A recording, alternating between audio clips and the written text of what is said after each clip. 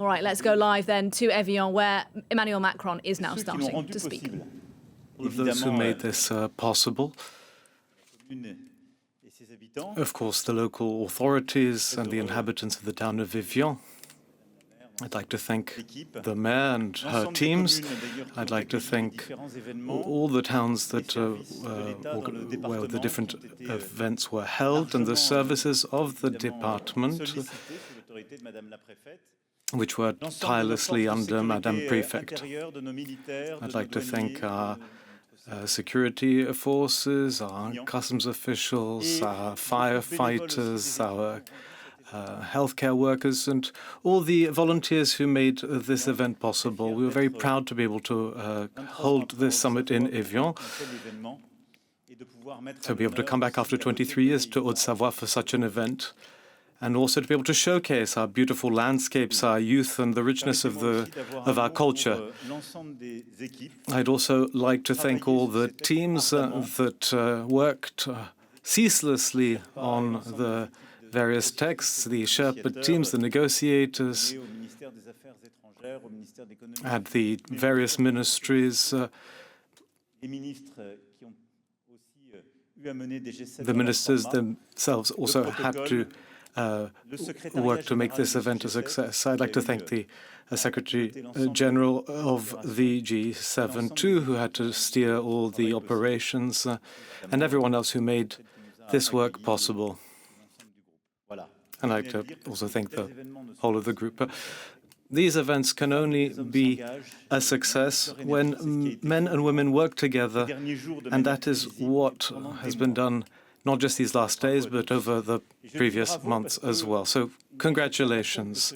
And I'd like to congratulate you all the more because, as you know, this G7 took place in a very difficult circumstance of global fragmentation, of multiple crises, of conflicts, and that a lot was at stake in our exchange of views. And in the last months, we've seen more in the way of fragmentation, division, and disagreement. This G7 summit was a success, and I can objectively say that this G7 was a success because it was a moment of unity, of quality discussions, and of real cooperation between the leaders who met here. This summit allowed us to closely coordinate in order to respond to crises and meet the challenges of our time. First of all, with a method which consisted in bringing together the G7 member countries, but also the G7 plus countries, meaning India, Kenya, which had co-chaired the Africa Forward Summit, South Africa, Brazil, and Egypt, as well as some delegations from international organizations. So it was really this G7 plus that enabled us to steer the work and to finalize the text.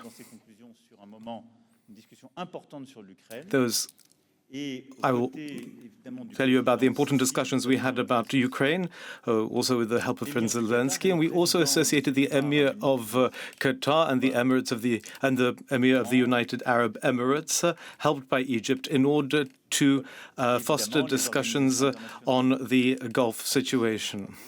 And of course, the international organizations such as the IMF, the World Bank, the OECD, and the multilateral banks also helped us.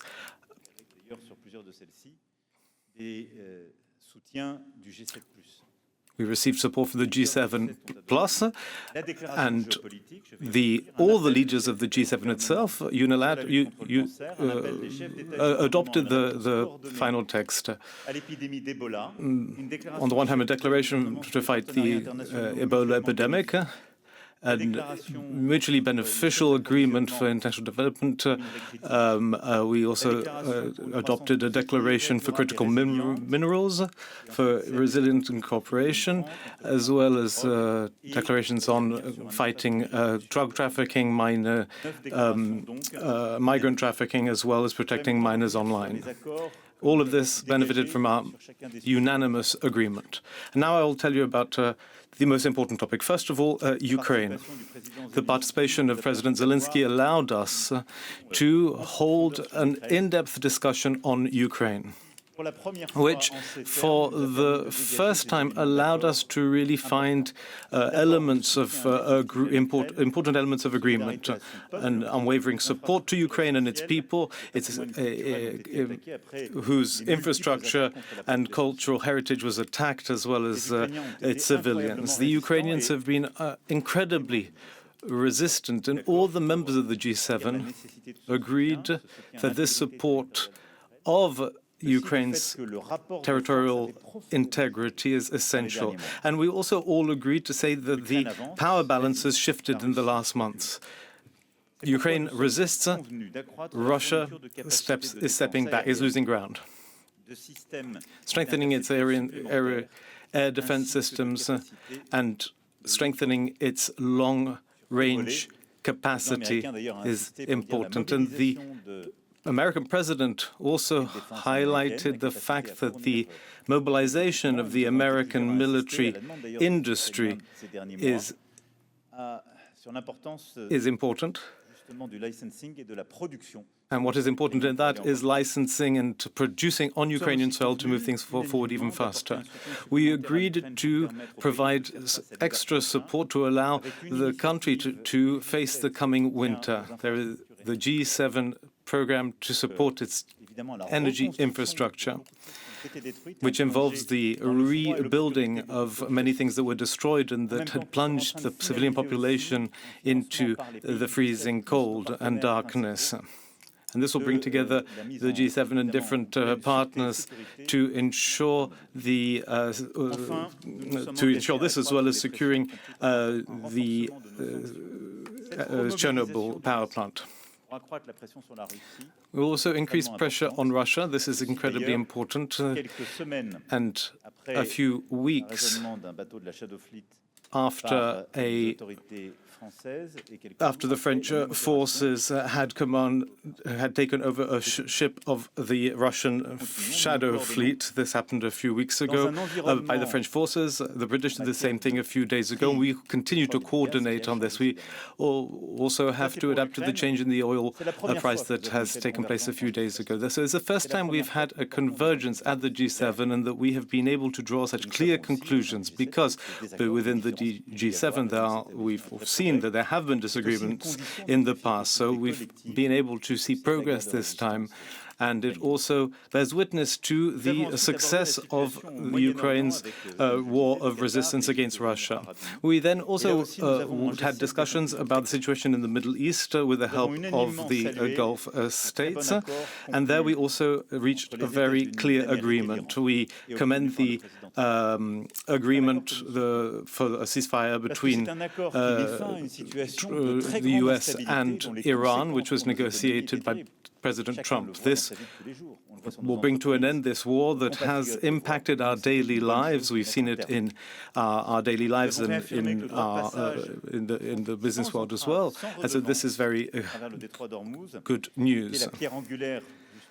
The Strait of Hormuz and the free circulation of ships through it is the most important element of this agreement. The French-British partnership for setting up a defensive deployment in the Strait of Hormuz is also an important element, and it's ready to be launched, but it will depend on the different agreements received from the local players. But this is something that we have stated is available and can be deployed, and if we are requested to do so, we can deploy our forces in a defense capacity in the Gulf. And we also have 20 countries that have signed up for a cooperation within such a program. We also highlight the importance of Lebanon and our unanimous support to the ceasefire that was obtained there, an immediate ceasefire, which was much needed. And there's also the need to defend the territorial integrity and sovereignty of Lebanon and of all the military and civilian authorities there. In the Gaza Strip, we need to speed up humanitarian aid and the reconstruction efforts. Political and security measures also need to be implemented. And we have called to put an end to the violence on the West Bank, which is something that we all recalled and all approved. We also committed to diversify energy sources in order to reduce our national dependency on the Hormuz Strait. So we need to finance and identify alternative means to source oil and gas in order to reduce our dependency on certain actors.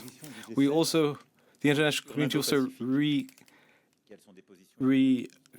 confirmed our position on the Indo-Pacific region. But the importance of this work on the Middle East is that all the countries of the G7 really supported this agreement and also highlighted the question of Hormuz, Lebanon, and of course, finalizing the discussions on Iran's nuclear capacity as well as its ballistic missiles program.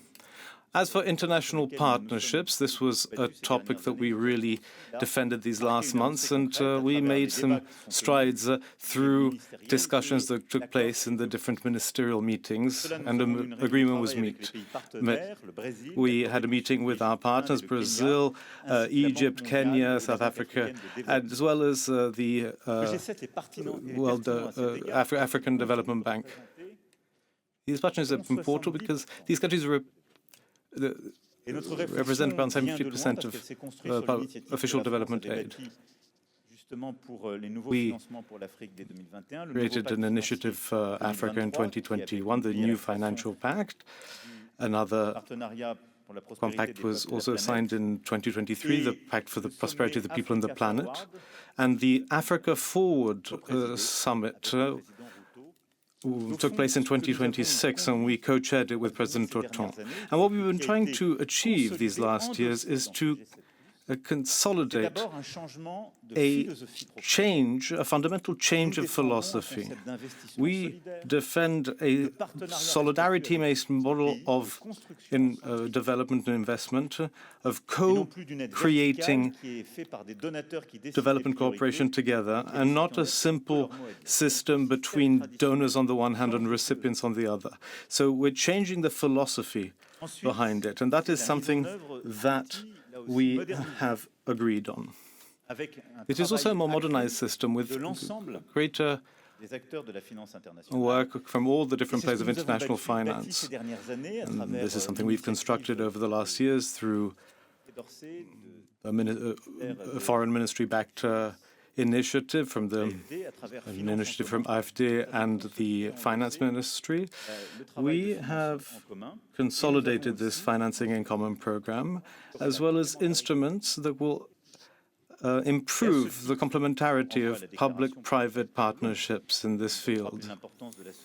We also recalled the importance of solidarity to people, and when it comes to health care, to education, to nutrition. These are important priorities for everyone, but we've also supported mechanisms to guarantee first losses, which are a precondition so that private investments can reach the African continent, for example.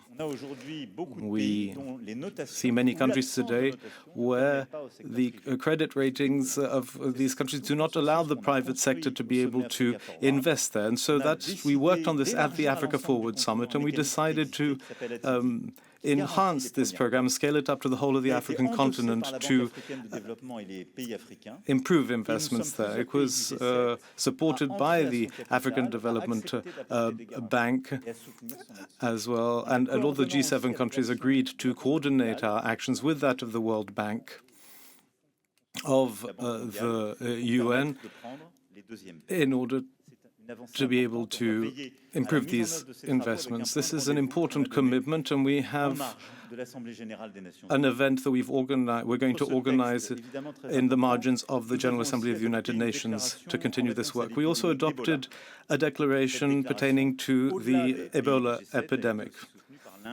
Other than the G7 countries, it was also supported by India, Egypt, Korea, and Kenya. And when it comes to Ebola, the message is clear. We need to help the Democratic Republic of Congo and Uganda and all the countries that are affected by this Ebola through the rapid development of a vaccine, through the implementation of adequate procedures aligned with WHO standards, and a commitment of 1 billion euros in emergency funds to support these programs. There's a very strong commitment from Europe and America for this initiative, and we'll also work closely with CDC Africa. We also agreed on an important text for combating cancer for the first time in the history of the G7. This is once again an important moment for reconvergence on the health front, because there was disagreement in the past on that matter of health.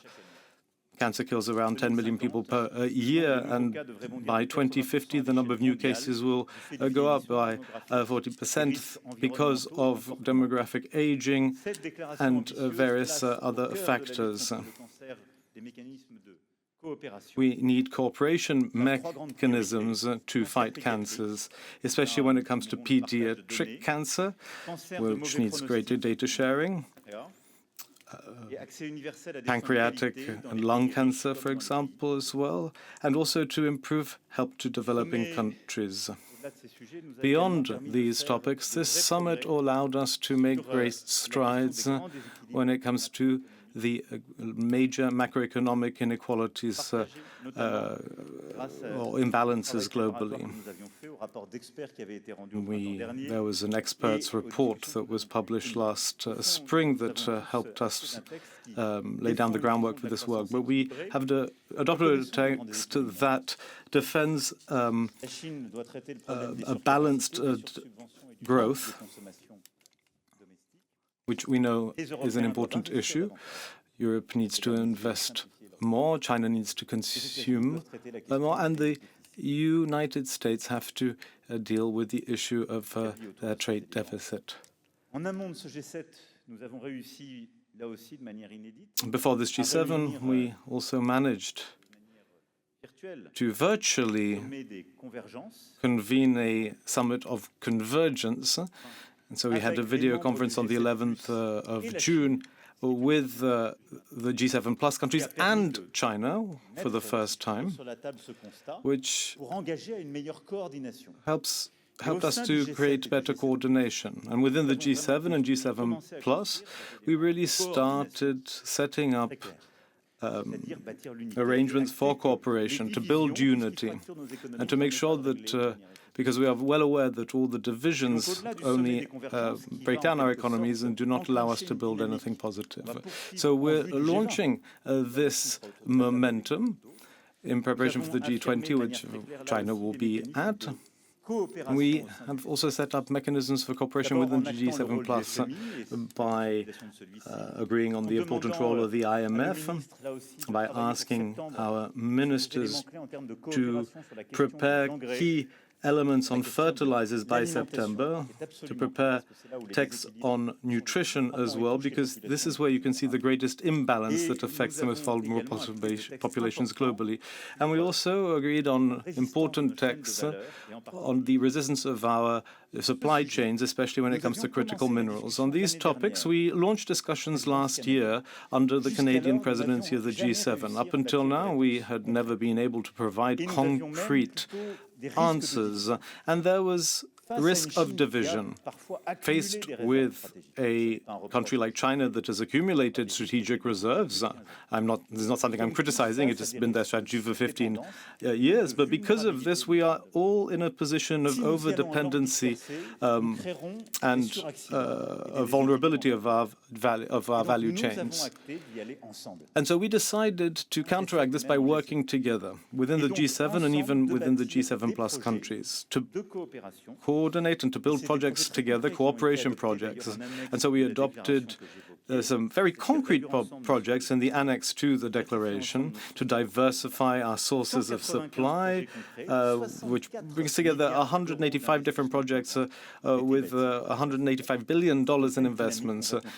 And this is a momentum that we will seek to enhance in the future in order to increase the independence of our value chains through coordination and cooperation.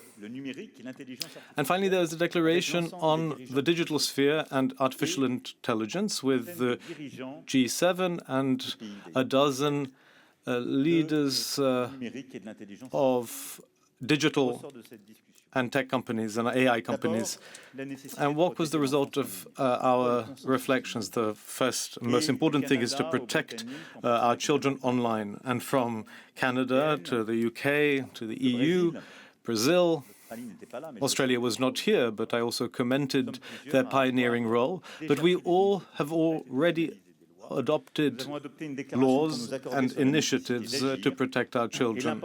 We agreed on the need to act and to demand that the digital platforms be held accountable. This is also something that was already started last year in Delhi, so India is also part of this effort.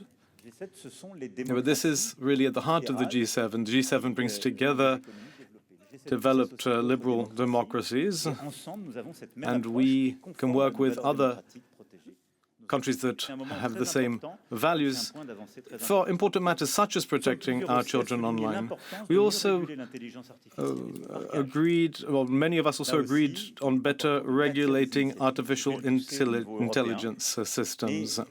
There's an initiative at European level, but we need consensus because the AI has a very big impact on our democracies, and so it was important to have discussions with the representatives of the tech companies on this. And when it comes to AI, we're all confronted to the same thing. So it's important that we have the common discussion. We all want to have computing power. We all want to have these technologies. We all want to be able to profit from the improvements that AI can bring to the digital transformation, the energy transformation, healthcare, etc. But we won't be able we can't deny the impact that the AI has on our democracies and our societies. And that is why there is a need to regulate this industry. It has to be done internationally. We started with the French-Canadian initiative, the Global Partnership for Artificial Intelligence, based on with the help of the OECD. But we need to go further in order to meet the challenge that lies ahead. And we had many discussions with the representatives of tech and AI companies, as well as with the American government. The problem is these frontier models. We need to better control them so they don't fall into the hands of authoritarian regimes who may threaten the cybersecurity of our societies. But in order to achieve this, we need to cooperate between democratic countries. And that is what we're going to build in the months ahead. We're going to build a discussion platform, a platform for cooperation between several democratic countries to fight the risk of artificial intelligence, the risk that it brings to our democracies, to establish common standards, and also to be able to share security and cybersecurity tools, to find the right responses. This is what we have agreed on, and we'll continue working on these different points together. And we also have a next meeting on this tech and AI work in September, where we will meet with different ministers and leaders. But this is yet another front on which international cooperation is essential. I won't add anything more to this. I just wanted to list these things to you. And there's also an important declaration on fighting drug trafficking to better enhance cooperation and to also combat human trafficking and migrant trafficking. which follows work done under the Italian and Canadian presidencies. This is work that will be done in synergy with the declaration on new partnerships that I just mentioned. This isn't the end of our presidency, which comes to an end at the end of the year, so we will continue this work in the various formats, different ministerial working formats, in order to push this work forward. But I think we've made a lot of very concrete steps forward that we've been able to finalize in these last months and in these last days, and I wanted to clarify these to you and present them to you today. So now I can answer your questions. Thank you.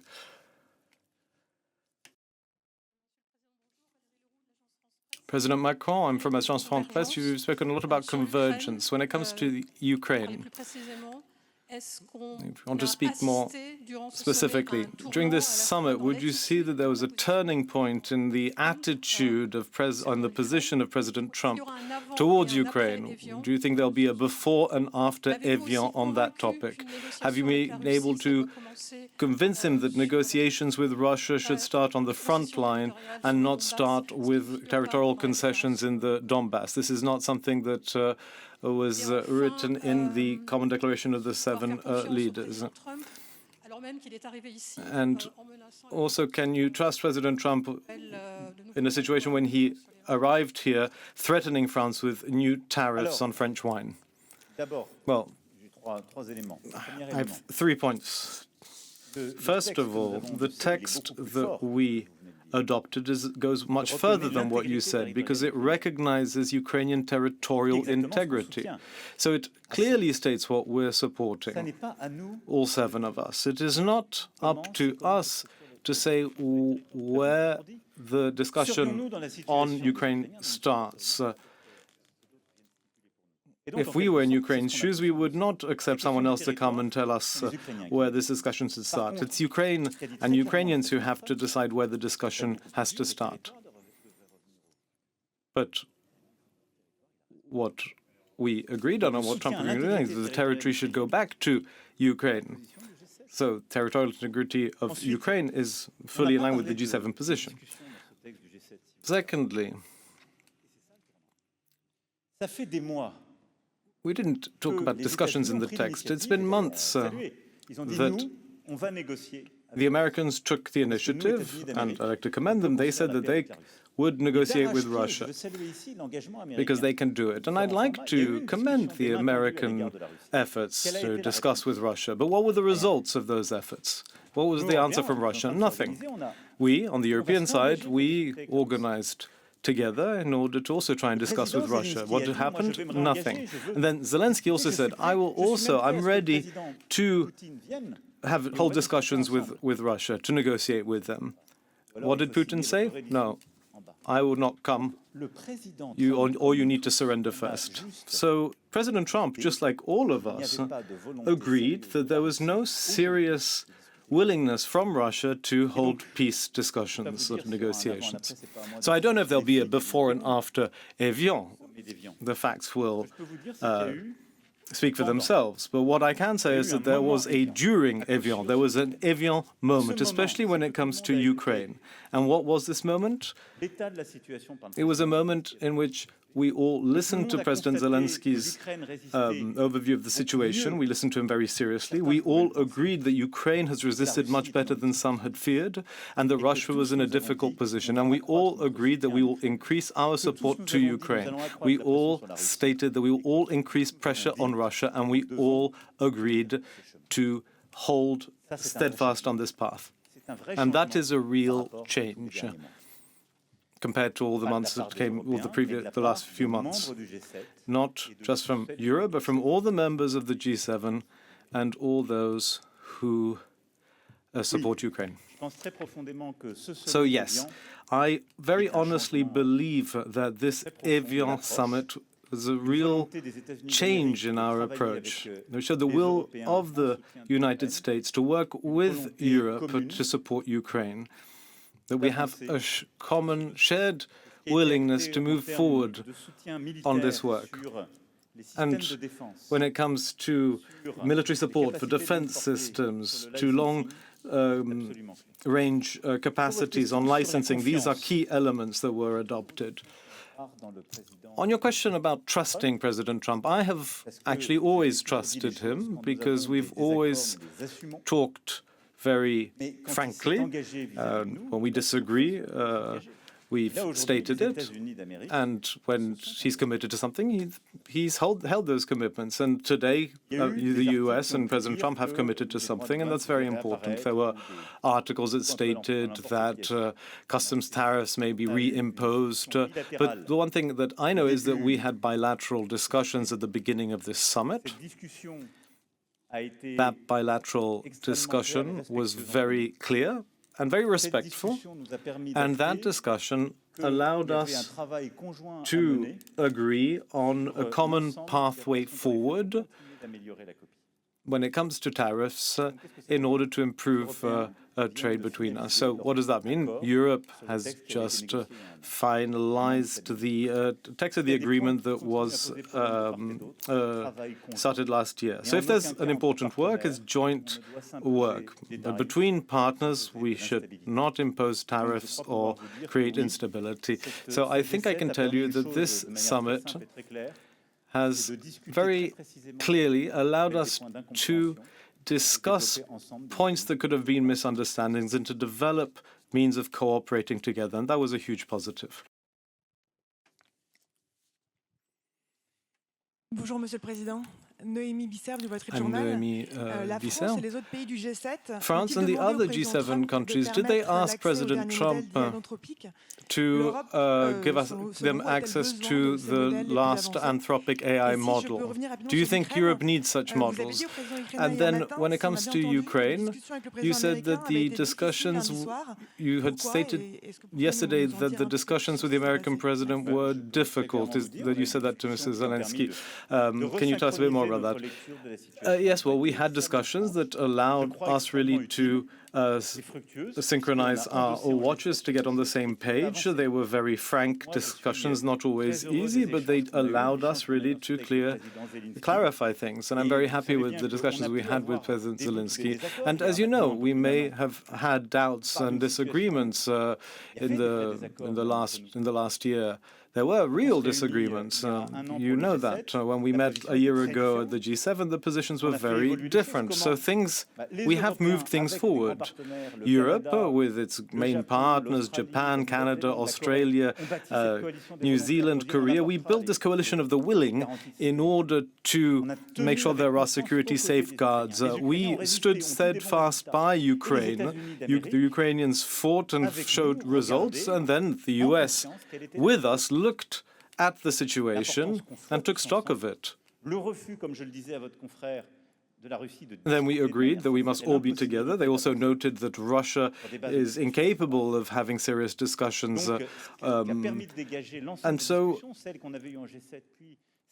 from all these discussions that we had at the G7 and with President Zelensky, allowed us to synchronize and allowed us to converge and to agree to cooperate all together when it comes to Ukraine. So this is all very positive. Secondly, when it comes to the frontier models for artificial intelligence, first of all, these are models which, thanks to their computing capability, are a huge step forward. Today, they are in the hands of the Americans. What is their fear? Their fear is that these models might be used by others in order to attack them. So the American administration took a very strong decision a few days ago in order to protect themselves.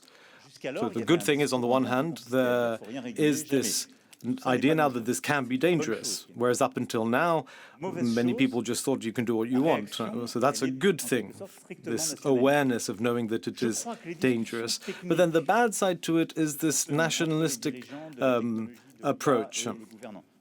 But I think that the work we did together between the states and between the companies, we managed to shed light and clarify the different issues in order to see what are the main issues. We're all confronted to these technologies. We all use them. But we all need to have access to them, because if there's a non-cooperation strategy and if one country can pull the plug on these models, then of course we won't use those models. So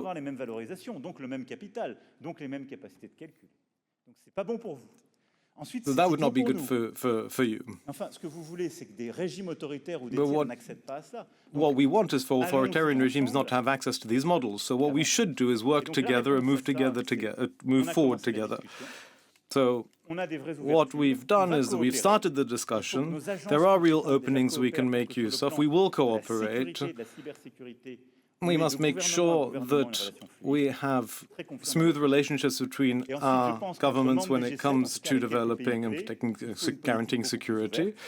And I think we do need a much more open policy, including the private sector, and I have a lot of confidence for the weeks ahead. And then what will we do? We will increase investment in order to strengthen computing capability of our own models. There are very few countries other than China and the US who can compete when it comes to these frontier models. France is one of the only countries in the world that also has the Mistral AI model, where we can also envisage to compete on that level. But we need stronger computing capacity in order to catch up as quickly as possible in the 6 to 12 months ahead.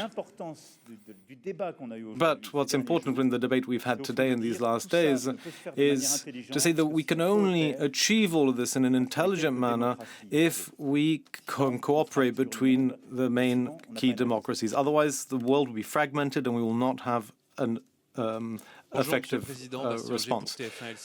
Hi, Representative LCI and TF1. For Iran, you said it was a very good agreement. However, we've also heard a lot of concerns about how robust it is. So what makes you say it is a good agreement? Do you think there are enough safeguards to make sure the Iranians respect it? And do you think it will be as good as the 2015 deal? Just a few hours ago, Trump threatened to bomb Iran again. Does this not also show that the situation is still quite fragile? Yes, I think sometimes that there are words that are maybe misconstrued. Now, I understand the meaning of these words because I understand I understand the reason he says these things. That's because he wants to show that he wants to change the balance of power. He wants to show that he has this deterrence capacity. I don't think what he said was a short-term threat. It was just showing that America still has this power of deterrence. Anyway, an agreement was signed. Many people said that agreement should not have been signed, but I think that it's a good agreement, and that's why we support it. And that's also why it was supported by all the G7 plus countries. Does it solve everything straight away? No, of course not. But if we kept fighting, what did that mean? That would have meant the Strait staying closed. It would have meant creating an imbalance, an economic imbalance for months and years ahead, perhaps. So we had so much to solve, and this agreement puts an end to all the military operations from Hormuz to Lebanon. And I think this is a good initiative that supports the American decision. But of course, everyone has to respect this agreement. First of all, Iran, which has committed to it. It has agreed to, for the first 60 days of the ceasefire, to immediately open up Hormuz to toll-free passage, and also to cease military operations in Lebanon. But Iran and Hezbollah have to lay down their arms in Lebanon. But on the other hand, Israel also has to do that. So there must be no fighting. What has to happen is peace. But peace also means that we need to finalize a good agreement when it comes to missiles and Iran's nuclear capacity, and so that's we will continue working that in the weeks ahead with an important role for the IAEA and the countries who guarantee international sanctions, and France will also play an important role in that. So I really think it's the best outcome we can have today. Does it solve everything? No. Are there risks? Of course, as with any situation, but it's important for us to ramp up pressure to make sure that the agreement finds support, because it's the best way that we can find peace and prosperity. Bonjour, Monsieur le Président. Talal Mawad, Al Arabi TV. Je reprends un peu la question de mon confrère sur l'accord avec l'Iran. Go back to this, what you said about the agreement with Iran. Have you had any guarantees from the American president about the elimination of the stock of enriched uranium they have? And if there are guarantees, what are these? Because Donald Trump says there is no urgency in this matter. And then on Lebanon, there is a threat of withdrawal from the agreement if Israel doesn't respect the ceasefire or withdraws. So here again the question, what guarantees have the United States given you to this end? So, I think this will obviously be one of the key aspects of the nuclear agreement that will have to be finalized. We know the ways and means here, either of these things being destroyed on site or transferred via IEA. There are several different technical possibilities, but the question will be on the basis of problems to be resolved. And this will happen at the end of those 60 days and the process that will ensue. I think what President Trump is saying is that today, ceasefire and the opening of the straits and ceasefire in the Lebanon are the most important. And the 2 months to come are the months during which this issue is going to be solved. It can't be left open, obviously. Same with surveillance and oversight of activities of potential enrichment in the future. Surveillance of all the sites concerned and of putting the exhaustive work being done by the IEA back in order, if you will. On Lebanon, we're familiar with the situation. And we know exactly what needs to be done, but it's very complicated, and that's just going to happen overnight. If there are strikes on the territory, if Hezbollah launches activities on Lebanon's territory or from Lebanese territory against Israel, there will be a reaction. So we need an appeal for calm on all sides to stop strikes that touch civilian populations, to have a ceasefire. Then the key will be support to President Aoun, Prime Minister Salam, and his government, and to the Lebanese armed forces, and to try to allow them to do what they have committed themselves to doing with great courage and constancy, a monopoly on arms for the Lebanese armed forces and a restoring of their authority on all of Lebanese territory. So bombing has to stop so that progressively the whole territory is controlled by Lebanese armed forces, and the calm returns, and then progressively to have a mechanism through which we can progress as we did 2 years ago, and to see Lebanese armed forces progressively regaining control of the whole territory and the international community having the sovereignty of Lebanon respected. So in the short term, we are aware of who the protagonists are, and here we're calling on their responsibility. Iran obviously has a preeminent responsibility here. They need to ensure that neither they themselves directly nor Hezbollah worsen the situation. And there's also a responsibility to respect the ceasefire because it concerns them as well, and that was the subject of many discussions with President Trump and Prime Minister Netanyahu. President Trump was very clear about this with our full support.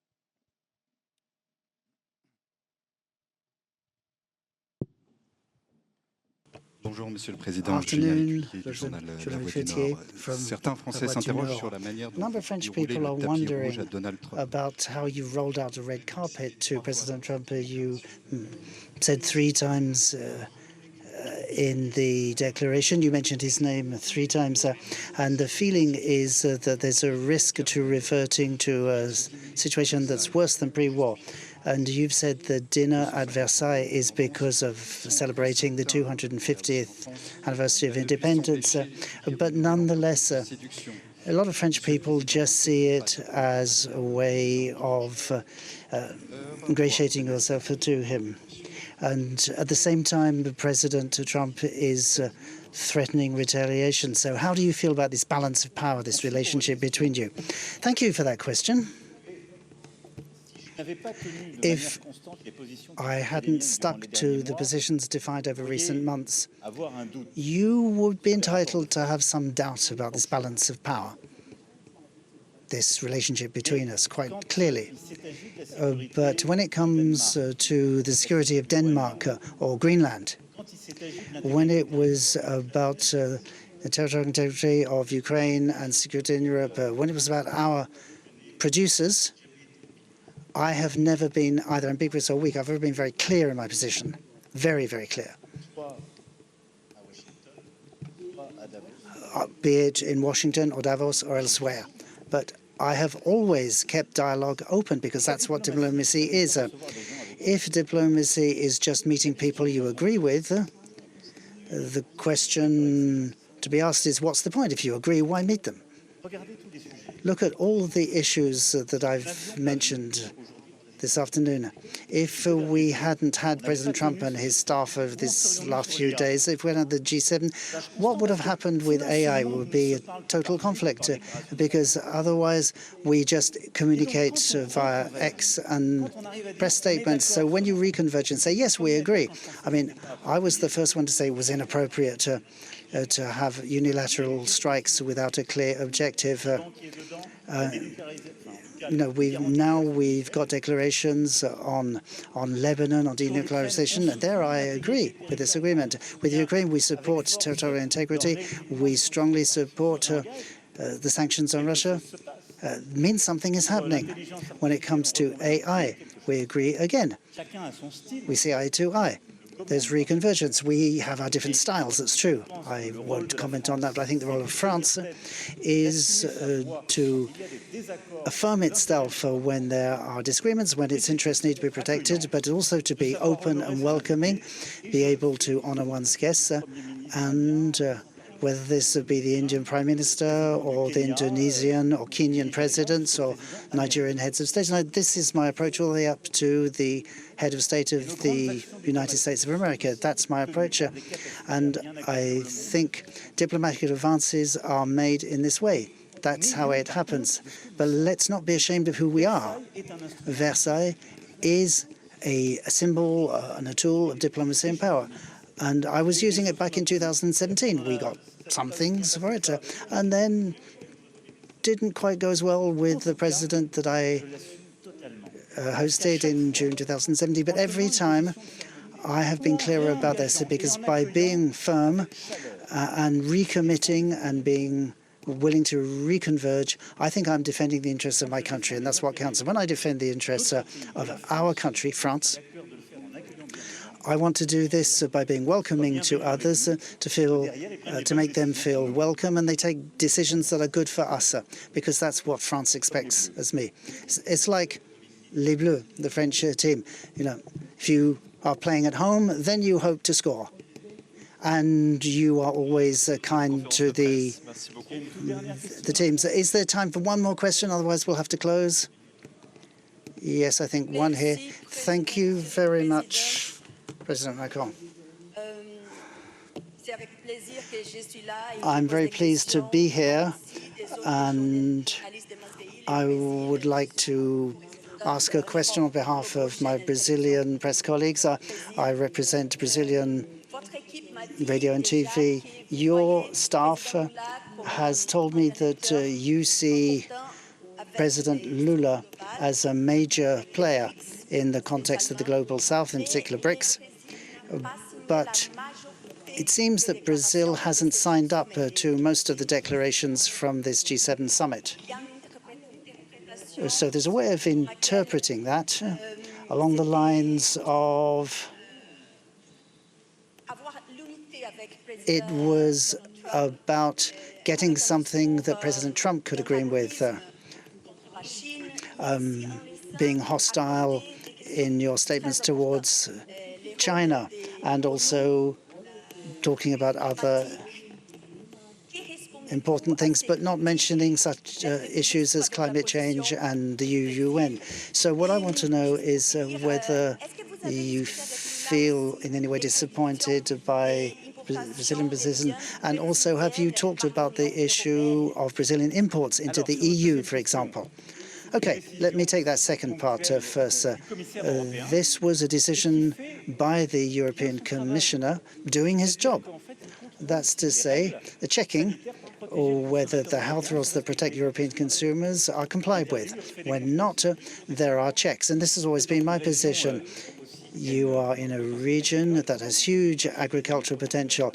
How can I tell my producers, you can't use this antibiotic for dairy or meat, but will be importing dairy and milk from dairy and meat from the other side of the world that uses this? That doesn't make sense. President Lula defends the environment, and so do we. So the European Commission is right. We check. As for the other part, it's really up to President Lula to answer that. It's up to him to say what his feeling was, but I will be very pragmatic in my response about what we did. I mean, either you address all the issues where you know you disagree with the United States, climate and the role of the UN. We know we disagree. And this is why I have stuck to my positions vis-à-vis him. And this is why we're saying, where we disagree, there's no point having a 6+1. We try to go for maximum consensus. But I think it's hugely valuable that we have the United States signing with us something on value chains, for example. And it's in Brazil's interest to have this signed. We want to get the right policies because this makes us all much stronger. And I want to say the G7 has never been anti-China. It's never been an anti-China G7. It's very clear. But I say we're aware of our differences, in particular with respect to democratic values. There are disagreements there, but our policy is based on respect. But what we want to do is reduce our dependency, but there's no conflict. It's not an anti-China G7. I want to make that quite clear. But we're moving forward, and I think signing a text with the United States on cancer, Ebola, critical minerals, international partnerships, trade, and AI, all of that is extremely valuable. And much more than that, we have started at the beginning of this wondering whether we'd agree on Middle East and Ukraine. This is why we did all this work to bring us to convergence in the last couple of days. So all this is positive, and these convergences have been confirmed in black and white, calling for peace in the Middle East.